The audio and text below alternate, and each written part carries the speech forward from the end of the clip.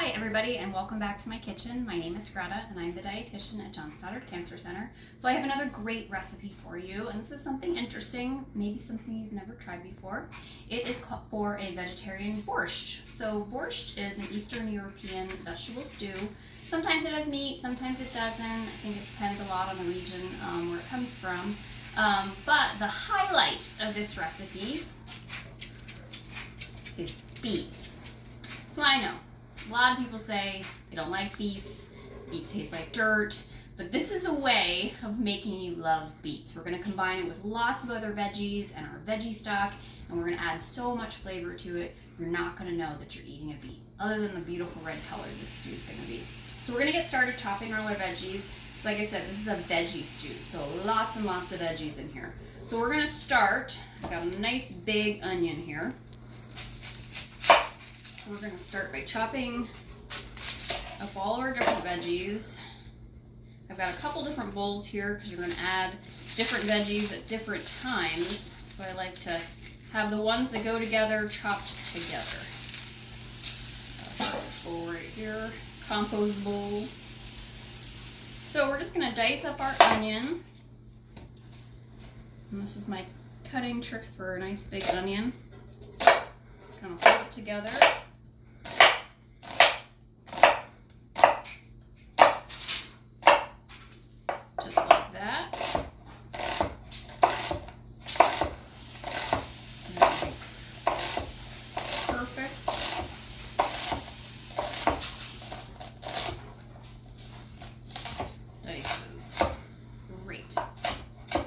Recipe can be adjusted very much by season.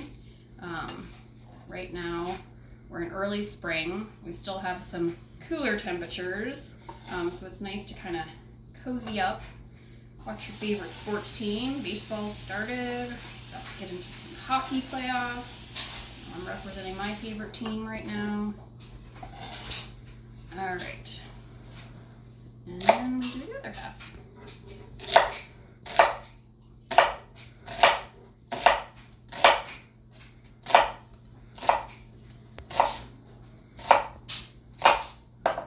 And then remember to always keep your fingertips in, sort of hold it that your knuckles are forward to your knife. That keeps us from losing any fingers, right? Something else important about chopping. So a dull knife is more dangerous than a sharp knife, because when you cut with a dull knife, you sort of have to saw. And if you start sawing, it's much more likely that you're going to lose your grip, or your boot's going to start to roll and move around on your cutting board. So you want to make sure that you keep your knives a little bit on the sharper side. And then, of course, be careful when you're chopping. All right, onion is in.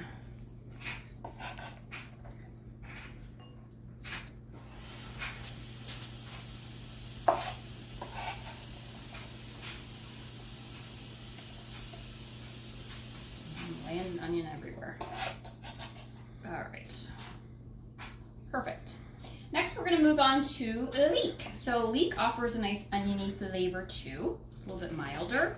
The green part of your leek lacks flavor, so we are going to get rid of that part of it because that is not going to be useful to us. We just want the light green part and the white part. Now, leek is grown in very sandy soil, so you can see the dirt likes to get stuck in all of these layers. Okay, so I split my leek in half and I took it over to my sink, and then I was able to rinse in between the layers, and I got all the dirt out. So we're gonna go ahead and then chop up our leek. I like to do it in sort of just half moons like this. You could cut it in half again and make it even smaller, but I don't think that's even necessary. So I'm just gonna chop it up in little half moons. Add that to my onion bowl.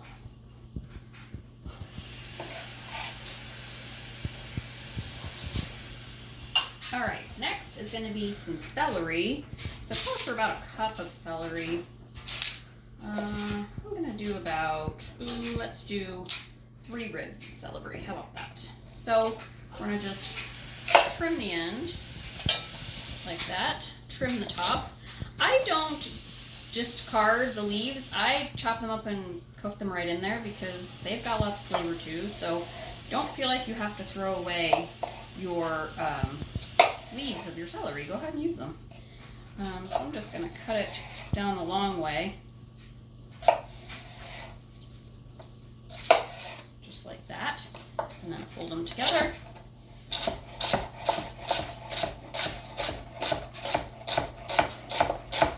Fingers in, knuckles out.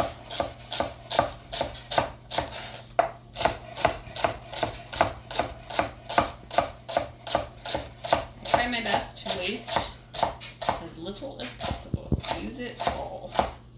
Just like that. So there's our celery. If I can fit it in my bowl. Yeah, that looks like that cup.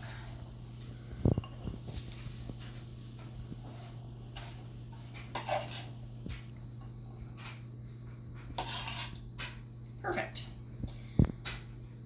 So I'm going to go ahead and work now on some of my other veggies. So carrots are going to be another one. Calls for about 4 or about a half a pound. I weighed mine. My beets were just shy of the pound it called for, and I didn't have another one. So I'm doing a little bit of extra carrot to compensate for my beet. And then we're going to do potatoes, so it's about a pound of potatoes. So I'm going to go ahead and work on peeling all of these, and then we'll get toppings. We'll be back in just a minute. Okay, so I have my potatoes and carrots all peeled. I did start chopping them, so I wanted to show you how I cut mine. So this is a stew, so we can leave things in a little bit bigger pieces. So I'm just halving my potato like this. So we want them in about 1-inch chunks, and then I'm just slicing, and then I turn it around, and then cut it into chunks. This is kind of the more texture part of it, the chunkier bits of it that make it more like a stew when we leave it in a little bit bigger pieces than we do with the soup that we cut everything just a little bit smaller. That's what makes this so hearty. It's all the nice big chunky bits of veggies, and then we have our little bits of veggies that add a lot of the flavor. Alright, so that's my potato. Carrot, these are rolly guys, right? And I know somebody told me the other day that they cut themselves cutting carrots. So I split mine in half and then kind of hold it from each side and split it in half. Now I've made it nice and flat. So I'm going to do that with this one too. Now they're flat. Then you can cut them right down the middle again. And now they're easy to cut because they're flat against the cutting board. So you want to take away anything that makes it rolly, that it's going to roll on your cutting board. Cutting in between. And then cutting into chunks. Alright, so my beets, I'm going to show you how we're going to trim those up. They are going to turn your cutting board red, just a warning. So I'm going to trim the bottom part of it, that's kind of tough. And I'm just going to trim off the hat. Same with this one. Trim off the hat. Trim off the bottom. So technically you don't have to peel beet, you can eat the peels. I feel like they're kind of tough, and for people who aren't crazy about the flavor, I feel like that part's a little bit more bitter too. So I am going to go ahead and peel mine, and I'm just using a veggie peeler and just peeling that skin off.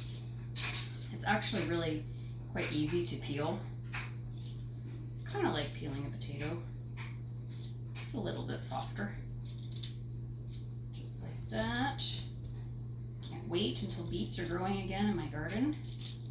Now if you are really opposed to the flavor of the red beets, you can always try the golden beets instead. They tend to have a much milder, a little sweeter flavor. So that would be another option if you're just not a fan of the red beets. But I would try the red beets once in this because there's so many other veggies giving this stew flavor that I really think you're going to be surprised how much you enjoy the flavor of the beets in this dish. Now me, I can just roast beets and eat a bowl of them just the way they are. I think they're wonderful. They're a great addition to salads too. You can just slice up and roast and slice and put on a salad. It makes your fingers red. It's just so fun. Okay.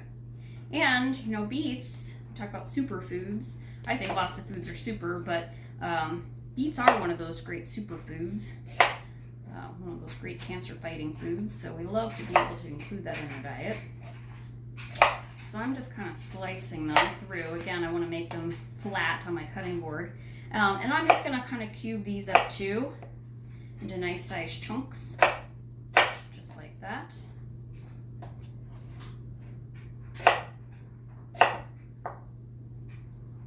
Make them flat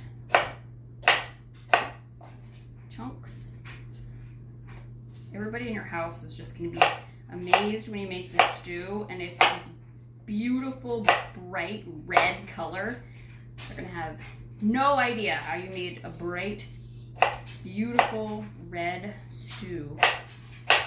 And remember, those bright colors in our veggies and our fruits, those are those cancer fighters. Those are those phytochemicals that do all the magic things. So that's why we want to eat lots of brightly colored fruits and veggies. Okay. Oh, and they're just so pretty. And we'll do the same thing. This one.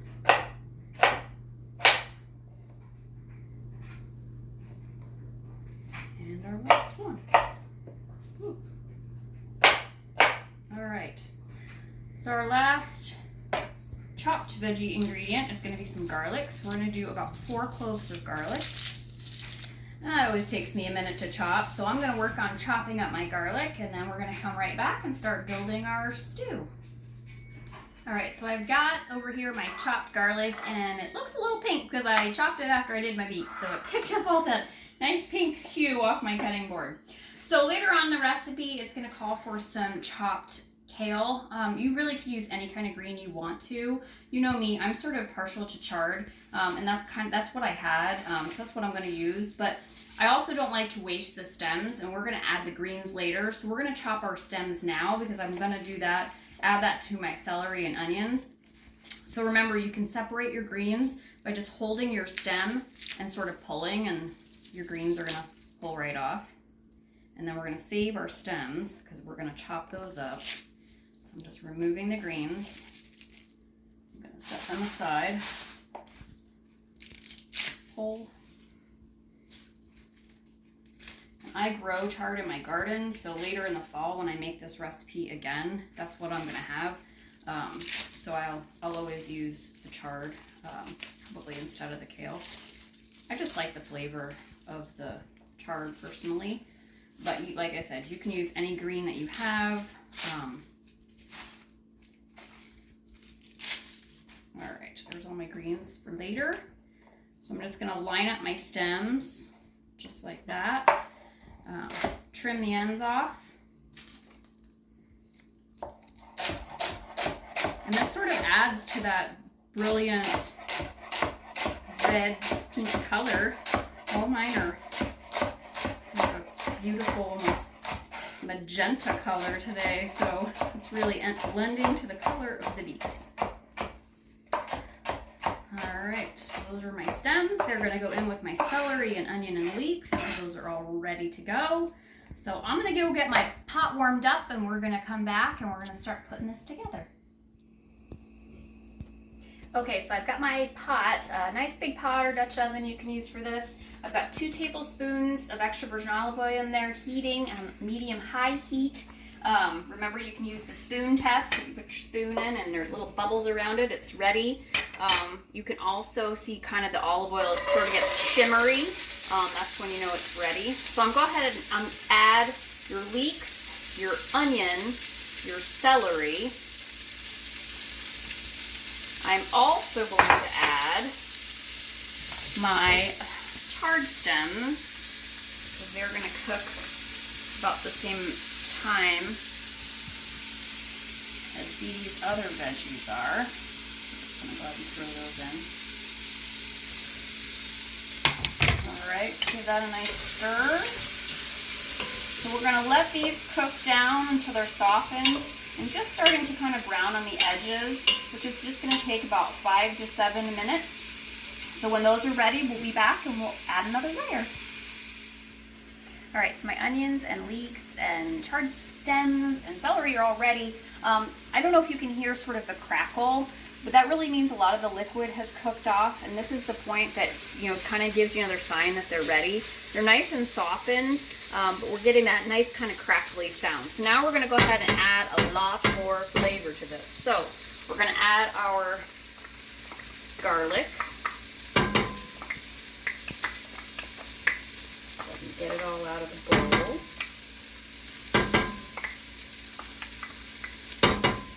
Alright, we're also going to add a teaspoon of paprika. Traditionally, it would probably be sweet paprika. You know me, I love smoked paprika, and that's what I have in my cabinet. So I'm adding a teaspoon of smoked paprika, but you use whatever kind you have.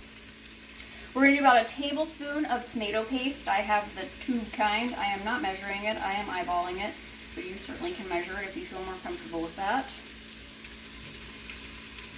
We are going to add a bay leaf. Yes, this is a bay leaf. I bought these bay leaves in Grenada at their spice market, so they are extra large bay leaves, so that's what that actually is. I know it doesn't look like a bay leaf. And then we're going to add some thyme. I just like to throw in a few stems. I just throw in the whole bunch. The leaves will kind of cook off. We're going to give that a stir together to let that tomato paste kind of break down. Let that garlic start to heat, and you'll be able to start to smell it.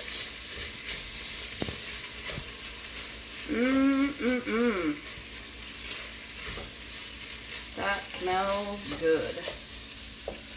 Alright, once that's all combined, we're going to reach over here, and I've got my cubed up beets and potatoes and carrots. Here we're going to go in. And we're just going to let them kind of combine with all those other veggies, get everything well coated. Look how colorful this is. Oh my goodness. So much color. I am going to go ahead and season this with some salt and pepper to your taste. I like lots of pepper.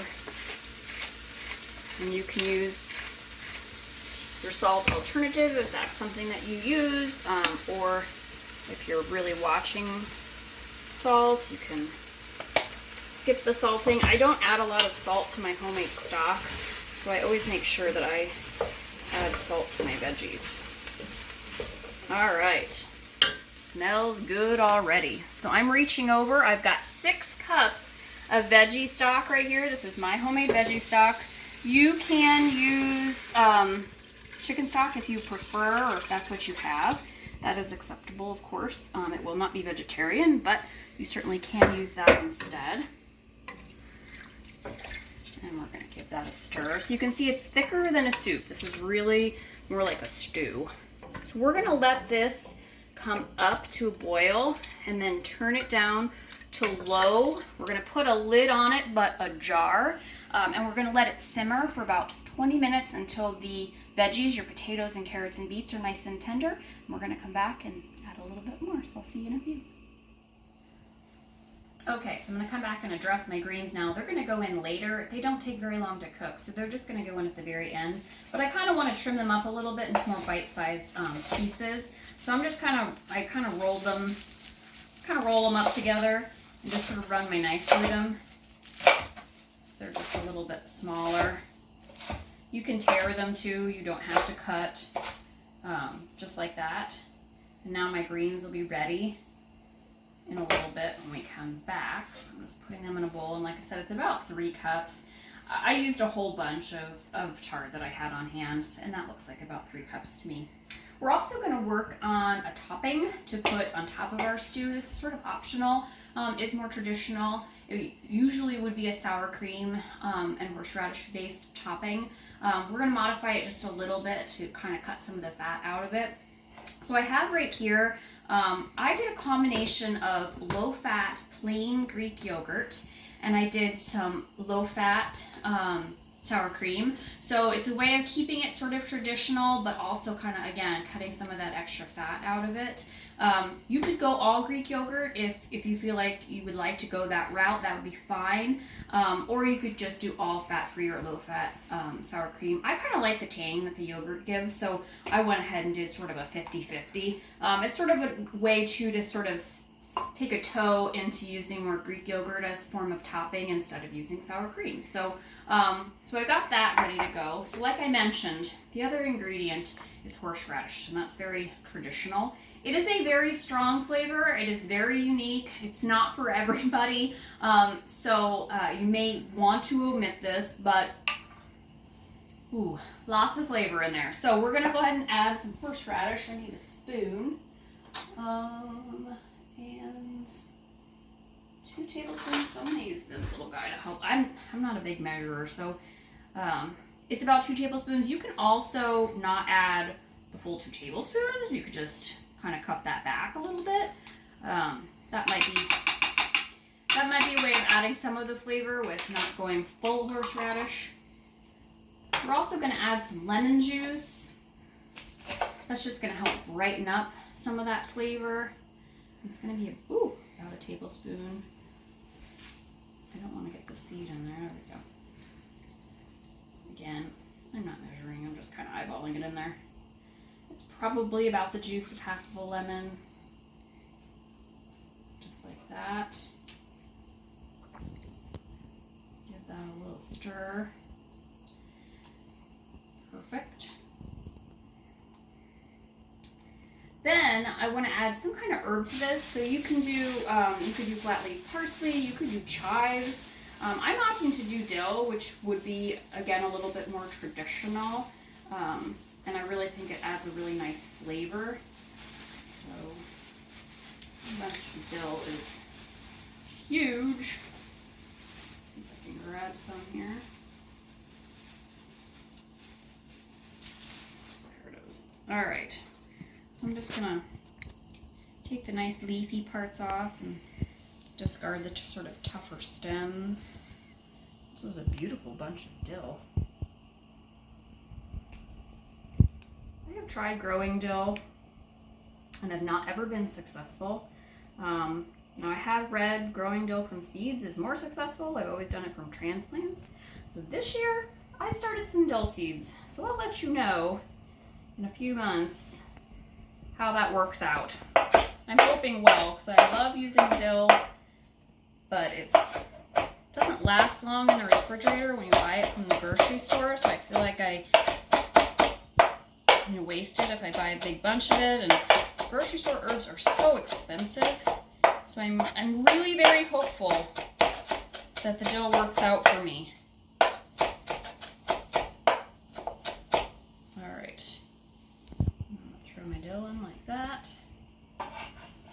Probably about, I usually add about a couple tablespoons of chopped chives or dill or flat leaf parsley. It makes it this pretty color too, adds a real freshness to this.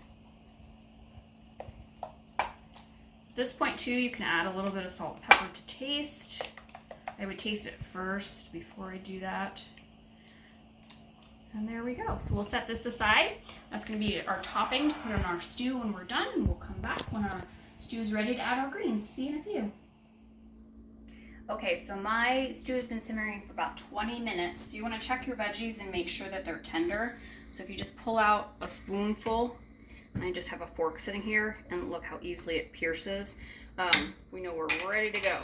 So at this point, we're going to go ahead and add a tablespoon of apple cider vinegar. It's really just going to add some extra brightness to this. Just like that. And then we're going to go ahead and add our greens. So I have my bowl of chopped up, 3 cups of chopped greens. We're going to put those in. Just like that. Give them a stir so they all get to hang out in that nice hot stew. So we're just gonna let this simmer for another 7 to 8 minutes just so those greens can cook down. It's really helping to thicken mixing it all up here. So we'll be back in a few minutes to see it when it's done. Okay, I'm back because my borscht is done. So it smells amazing. All those greens have cooked down in there and it's really thickened up from the starchiness of the potatoes. Oh my gosh, it's so colorful. It is beautiful. So I'm gonna serve it up here in a bowl.